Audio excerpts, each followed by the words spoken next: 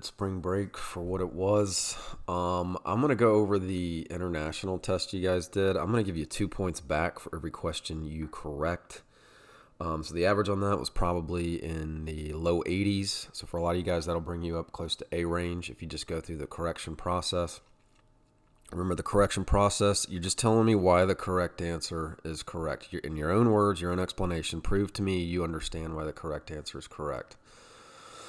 Okay, we're going to go through each question. So if the U.S. government disagrees with a foreign country's politics and wants to prevent trading with that country, the most effective action the U.S. government can take is to place an embargo on all goods from that country. The correct answer is B. All right, so if we disagree with the politics of another country, so for instance, like Cuba, when they became communist, we're going to embargo all goods from them, right? We're not going to get into, tariffs and standards and quotas. That's really more about protecting our own domestic industries.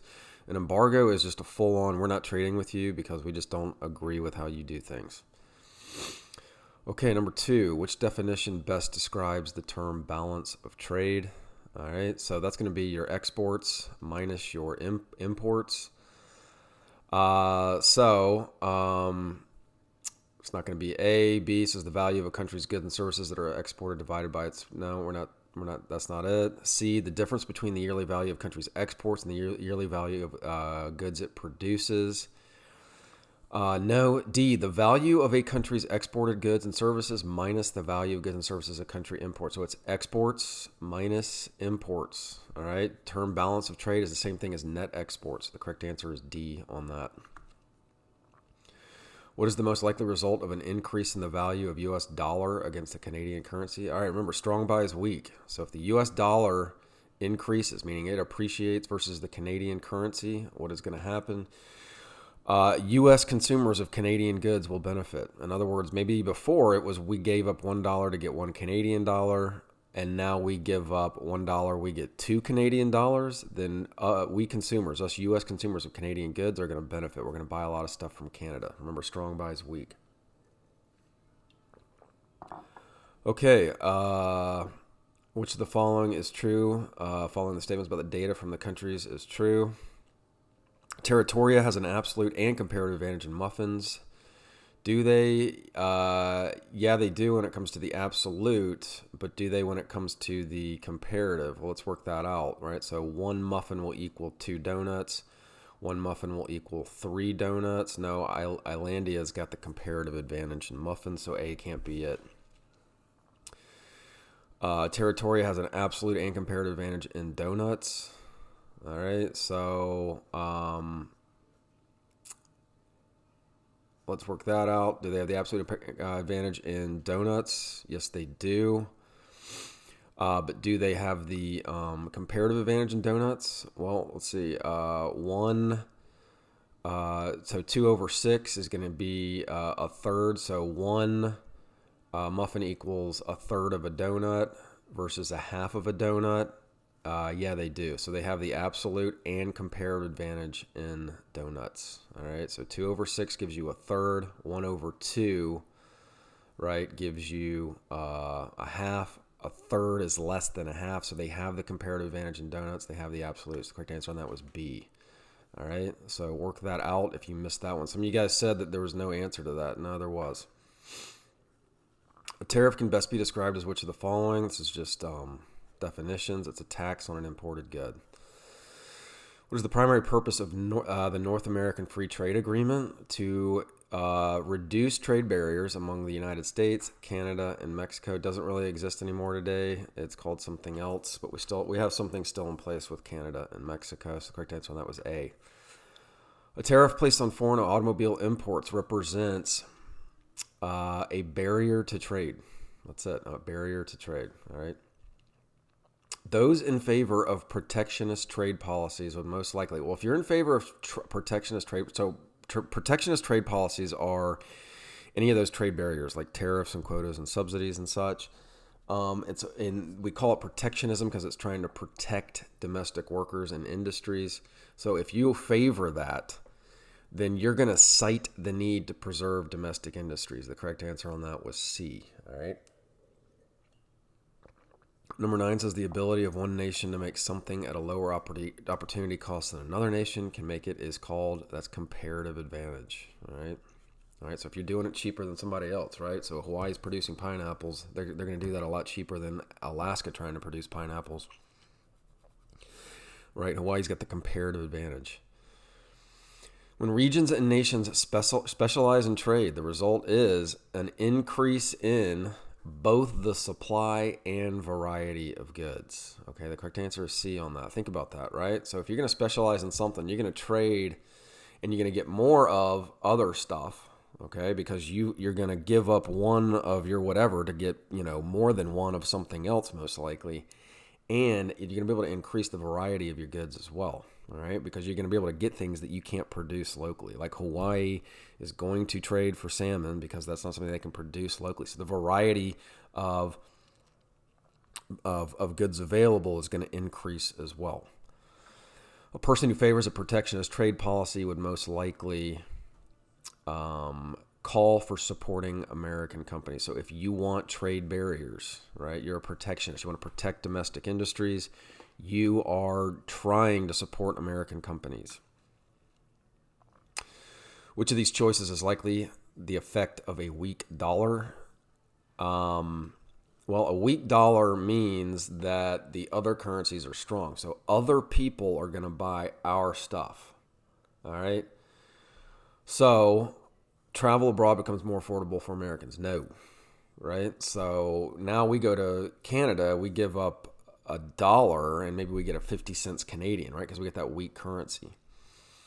U.S. imports rise dramatically, become more affordable. No. Europeans stopped investing in American businesses. U.S. exports decrease. Actually, exports would increase. So you kind of get through here through process of elimination. A, B, and D are out. Europeans stop investing in American businesses. So the correct answer on that is going to be C. How are NAFTA, the EU, and ASEAN similar? Each promotes...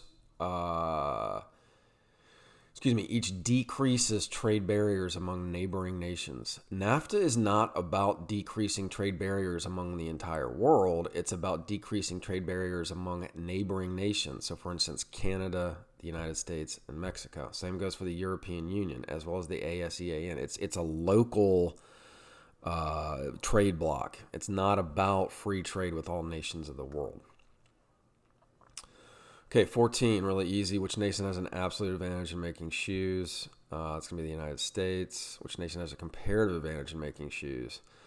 All right, that is going to be, well, let's work this out, right? One shoe equals other goes over 160 over 8 equals 2 phones. One shoe equals a third of a phone. So Brazil has got the comparative advantage in making shoes.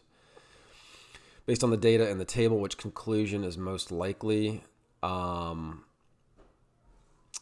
let's see here. So it's going to be that Brazil's got the comparative advantage in shoes, and the United States has the comparative advantage in phones. So Brazil is going to export, the U.S. is going to export, hold on. Yeah, the U.S. is going to export phones to Brazil, so it's going to be D, and Brazil will export shoes to the United States. So this box should be circled, and then this box should be circled for the United States. All right.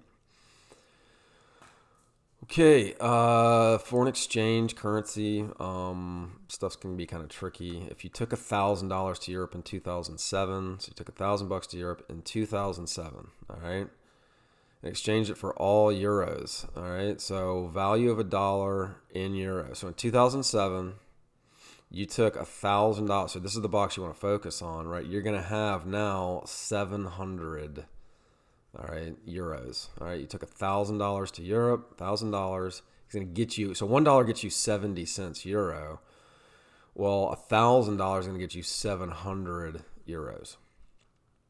If a European tourist brought 1,000 euros to the United States in 2007, exchanged it all for dollars, how many dollars would they receive? Okay, so now they're bringing their euros, right? They give up €1, they get $1.42. They give up 1,000, they get 1,420. So the correct answer was 1,420B. Which currency appreciated in value from 2006 to 2007? Okay, so the euro. All right, so $1 got you $1.25, and now it gets you $1.42. So the euro appreciated. Okay, so just think of like €1 equals $1.25. Now €1 equals $1.42. The euro appreciated. The following is not a trade barrier, a free trade agreement. Trade barriers are meant to protect domestic industries. Tariffs, quotas, embargoes, subsidies, and standards are all your trade barriers. A free trade agreement is not a trade barrier.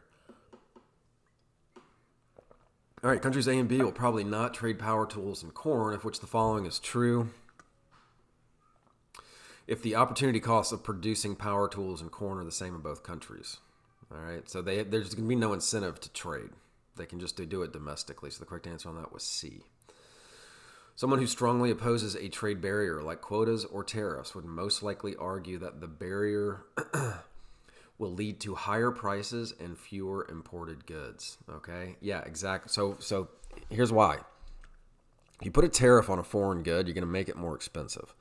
So if the United States government puts a tariff on all imported vehicles like Hondas, all right, it's going to make Hondas more expensive. And maybe you really like Hondas, but now you got to buy a Ford.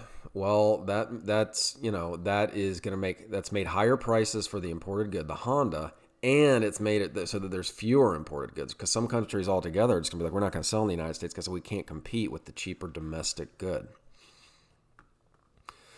Assuming the United States buys $5 million worth of video games from Japan, at the same time, Japan buys $2 million of wheat from the United States. If these were the only two transactions between these countries, which is true of the United States balance of trade, well, it's exports minus imports. So 2 million of wheat from the United States, that's your export minus your import. So 2 minus 5, that's a decrease, a deficit of 3 million. So the U.S. Trade deficit is negative 3 million. A. What do NAFTA, EU, and ASEAN have in common? They are all interested in promoting free trade. Correct answer is D on that. 25. Having a comparative advantage in a good means that a country can produce the good cheaper than most countries. All right, so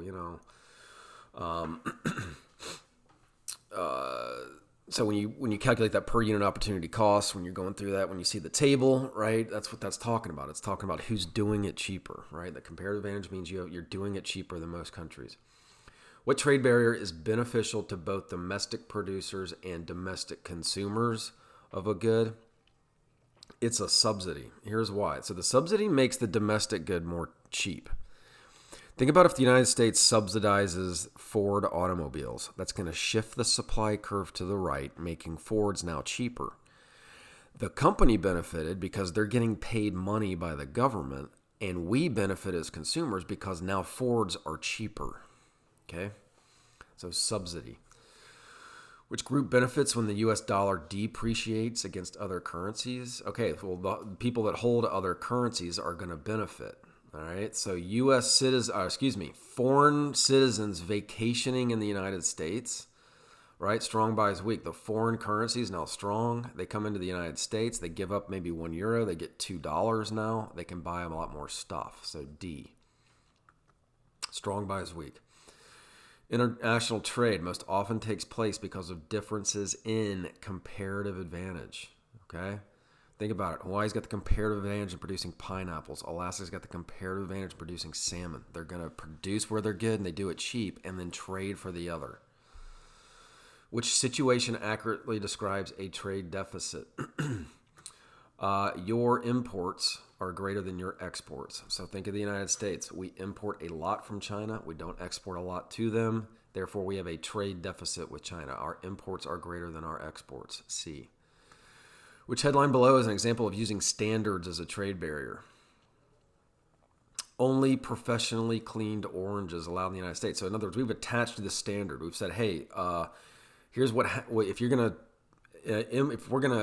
sell oranges to the United States, this is something that has to be done. They have to be professionally cleaned.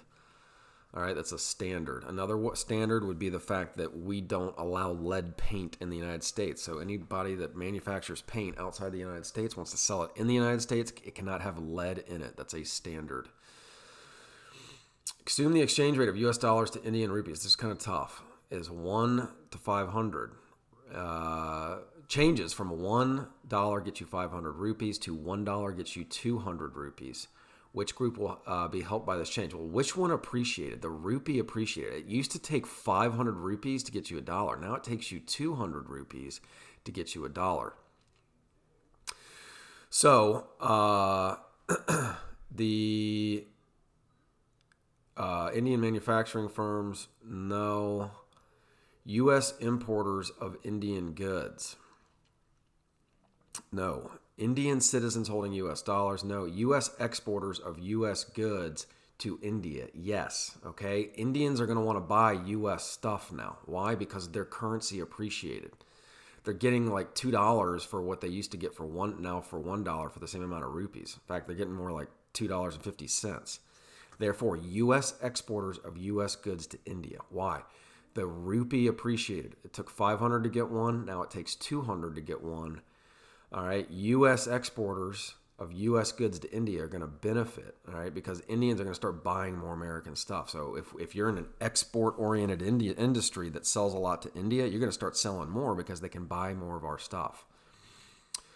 In most cases, tariffs and quotas harm consumers by causing higher prices and fewer choices. All right, so tariffs and quotas will make the foreign goods more expensive. That means that there's going to be higher prices out there, and there's fewer choices because some foreign companies are not going to sell their products if a tariff is going to get attached to it in a country. All right, so that's it for today. So this is Monday. You're just going to simply go through the correction process. For everyone you correct, I want to see, a good explanation. I'm going to give you 2 points back for each one of those. That's will help you guys grades a lot.